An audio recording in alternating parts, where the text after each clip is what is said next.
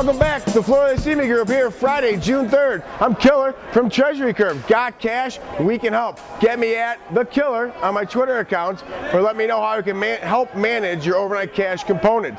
Friday, big day. We've all been looking at this unemployment number. Actually came out as an unenjoyment number. You know, some people were talking about 180,000, got revised down a bit after the Wednesday ISM number to about 150. Some people who were really pretty bearish on the job forecasting went down to 100,000, came out at 54,000. That's 54,000 jobs.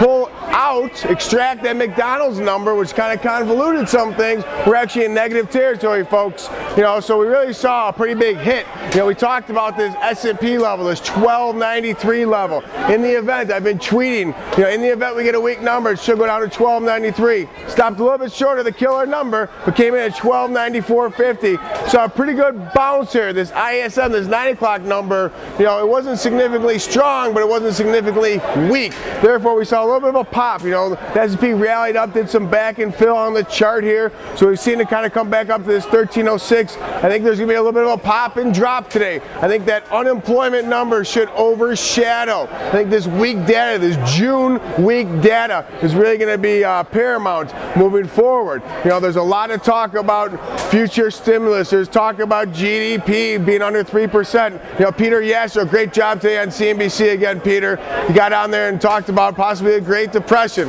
Don't know if I'm in that camp yet, Peter, but nonetheless, I think there are some cracks in the foundation, and we will see how this works out. You know, also we're seeing Treasury, you know, this insatiable thirst for Treasury grabs. They came and bought them again. We really saw the belly. They were buying the bellies, the 5-year, the 10 years, made new contract highs in that SEP contract in the 5s as well as the 10s. So kind of as they bounced off that ISM number, that 9 o'clock number, we saw those Treasuries retreat a little bit, and boom, they came back in and bought them again. Now what is this doing to the US dollar index? Crushing it. You know, this US dollar index is getting beat up and it continues to get abused, down to the 74 level. Therefore, putting that bid in that euro currencies. I don't know where the euro currency top is there, but 146 is a little bit too rich for me to even try and get long up here, especially with all the facts of Greece and restructuring, and obviously it's a short-term little pop, that restructuring, but they're just kicking the can further down the road. You know, the austerity has not really been talked about over there. It's more of just the restructuring of the debt. So I don't think they have a chance to get into these bond markets. You know, the Greece, they were supposed to be back in the bond market issuing paper in 2011.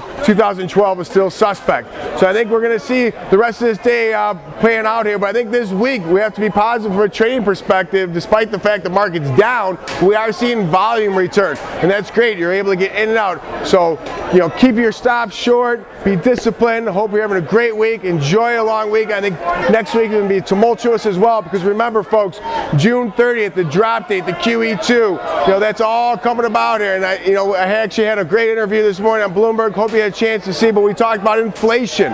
You know, obviously the rates are going to be stuck on zero for much, much longer. I don't think the Fed can exit. They can't pull off those reserves. So what, you know, the Fed funds, they got sliced in half on the chance of a rate hike anywhere before mid-2012. So inflation, there's so many issues here. I think the headwinds are going to continue next week.